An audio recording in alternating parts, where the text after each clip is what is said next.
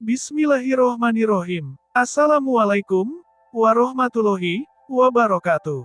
Syukur alhamdulillah kita bisa berjumpa lagi di channel ini. Sholawat serta salam kita curahkan kepada junjungan Nabi kita Muhammad Sallallahu Alaihi Wasallam. Allahumma sholli ala Sayyidina Muhammad, wa ala ali Sayyidina Muhammad. Harapan dan doa kepada saudaraku semuanya. Semoga selalu diberikan kesehatan, dilapangkan rizkinya, dipanjangkan umurnya, dan diampuni segala dosa-dosanya. Amin amin, ya robbal alamin. Sahabat yang beriman yang dirahmati Allah. Video kali ini akan membahas tentang 9 dedemit yang sangat sakti dan paling tua di tanah Jawa. Dalam kepercayaan dan budaya masyarakat Jawa kuno terdapat 9 demit yang sangat sakti mandraguna dan paling tua yang mendiami tanah Jawa ini. Kesembilan demit yang sangat sakti dan paling tua di tanah Jawa ini sering disebut dengan danyang.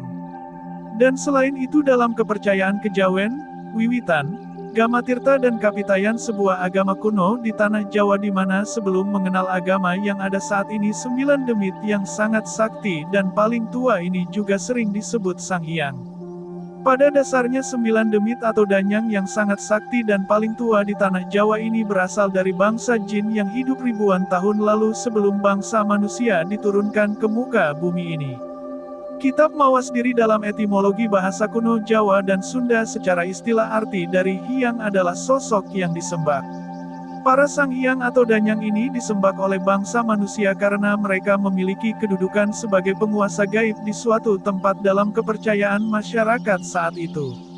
Sosok kekuasaan ini dapat diperoleh karena keturunan maupun keilmuannya yang tinggi.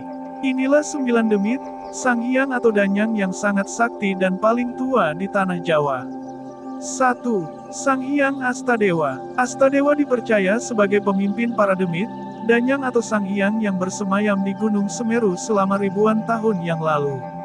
Pada zaman sebelum masuknya agama Islam ke tanah Jawa yang dibawa oleh Syekh Subakir, Astadewa pun sempat bertarung dengan Syekh Subakir karena dianggap membawa ajaran baru dan mengusik ketenangan para sang hyang atau alam gaib di Pulau Jawa.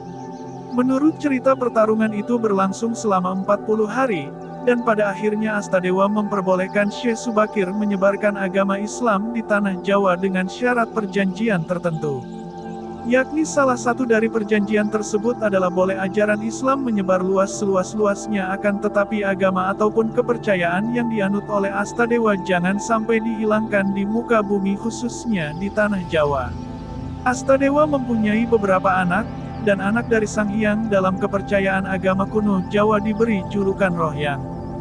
Dan di antara anak dari Astadewa adalah Rohyang Jaya Menggala yang kemudian disebut Eyang Lawu yang bersemayam di Gunung Lawu Jawa Tengah, Rohyang Jaya Wisesa yang bersemayam di alas Purwo Banyuwangi Jawa Timur dan Rohyang Jaya Dharma yang menguasai dan bersemayam di Gunung Salak Jawa Barat. Rohyang Jayadharma dipercaya sebagai pendamping gaib dari keturunan keluarga kerajaan Pajajaran dari mulai Prabu Linggawangi, Raja Galuh Pakuan sampai ke anak-anaknya. Dari Prabu Siliwang sampai keturunannya dari istrinya Nyi Subang Larang. 2. Sang Hyang Baruna. Sang Hyang Baruna atau Ratu Monggo Segoro Kidul adalah penguasa Laut Selatan yang berwujud naga. Diceritakan jika Ratu Pantai Kidul dengan Nyi Roro Kidul itu berbeda. Sang Hyang Baruna yang berkuasa di pantai selatan sangat kuat pengaruhnya terhadap kerajaan-kerajaan yang berada di Pulau Jawa pada zaman dahulu dan membuat dinasti di tanah Jawa. Anak dari Sang Hyang Baruna adalah Maheswari Sansandara atau dikenal di masyarakat dengan sebutan Nyi Blorong. Sang Hyang Baruna juga mempunyai anak angkat dan dalam. Mitos yang beredar di masyarakat dikenal dengan nama Dewi Lanjar yang mempunyai tugas menjaga pantai utara Pulau Jawa. Namun ada juga yang menyebutkan jika Dewi Lanjar adalah seorang laki-laki yang bernama Pondoworo. 3. Sang Hyang Lodaya. Sang Hyang Lodaya memiliki nama asli Pangeran Lalaroga Kusuma Diarga. Beliau memiliki keilmuan pamacan atau elemen api jika dalam bahasa Sundanya yaitu maung.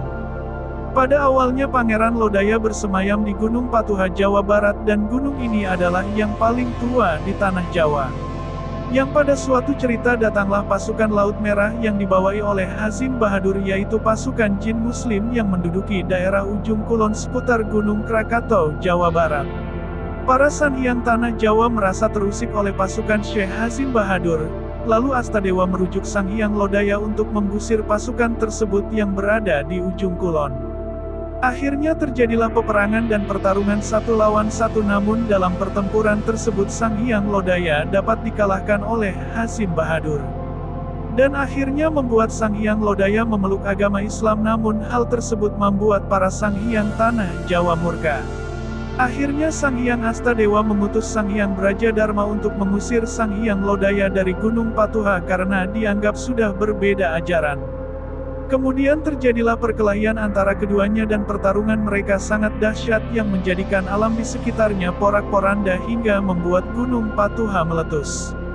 Sanghyang Lodaya pun akhirnya meninggalkan Gunung Patuha demi untuk menghindari perselisihan semakin berlarut-larut.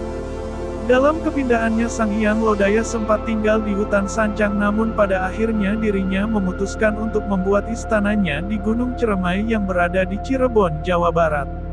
Sanghyang Lodaya adalah pemimpin pasukan harimau atau disebut Maung dan menjadi panglima perang gaib Prabu Siliwangi Raja Tanah Pajajaran.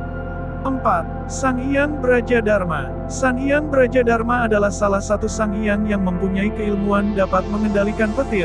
Dirinya bersemayam di Gunung Galunggung, Tasikmalaya, Jawa Barat. Sanghyang Brajadharma mengayomi kepatraan atau kerajaan di Gunung Galunggung yang akhirnya menjadi kerajaan di Tatar Pasundan. Sanghyang Brajadharma juga adalah yang mendidik Rahyang Jayadharma, anak Astadewa yang dititipkan dari sejak lahir oleh Sanghyang Astadewa. 5. Sanghyang Agni Bagaswara. Sanghyang Agni Bagaswara memiliki keilmuan unsur api dan juga sebagai pembuat senjata atau pusaka gaib. Dirinya lebih banyak bersemayam di Gunung Rauk. 6. Sanghyang Antigosoma. Sanghyang Antigosoma bersemayam di Gunung Bromo, Jawa Timur yang memiliki anak yaitu Panca atau masyarakat lebih mengenal Eyang Sapu Angin yang menjaga Gunung Merapi. 7. Sanghyang Ananjaya. Sanghyang Ananjaya dahulunya lebih sering berada di Gunung Rawo. Dirinya mempunyai keilmuan Wanaryuda ketek atau monyet. Untuk meningkatkan tingkat keilmuannya Sanghyang Ananjaya melakukan tapa brata di Gunung Semeru. 8. Sanghyang Anantasena. Diceritakan Sanghyang Anantasena dalam gelap tidak ingin menemui manusia, hanya anaknya yang selalu aktif atau berinteraksi dengan manusia yaitu Eyang Sapu Angin. 9. Sanghyang Suryadivaseka. Sesuai namanya, Sanghyang Suryadivaseka mempunyai keilmuan unsur matahari, tinggal dan berkuasa di Gunung Agung, Bali. Itulah ke-9 demit yang juga sering disebut sebagai Danyang atau Sanghyang paling sakti dan tertua di tanah Jawa. Mereka adalah bangsa jin yang sudah hidup ribuan tahun yang disembah dan dihormati oleh orang-orang pada zaman belum masuknya agama-agama di negeri ini. Namun hingga kini pun sebagian orang yang masih menganut ajaran nenek moyang terdahulu masih banyak yang menyembah dan menghormati para sanghayang yang masih berkuasa di tempatnya hingga saat ini. Kembali kepada diri kita masing-masing untuk mempercayai atau tidaknya hal tersebut.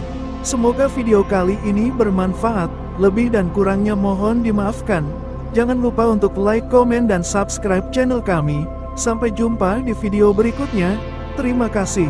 Wassalamualaikum warahmatullahi wabarakatuh.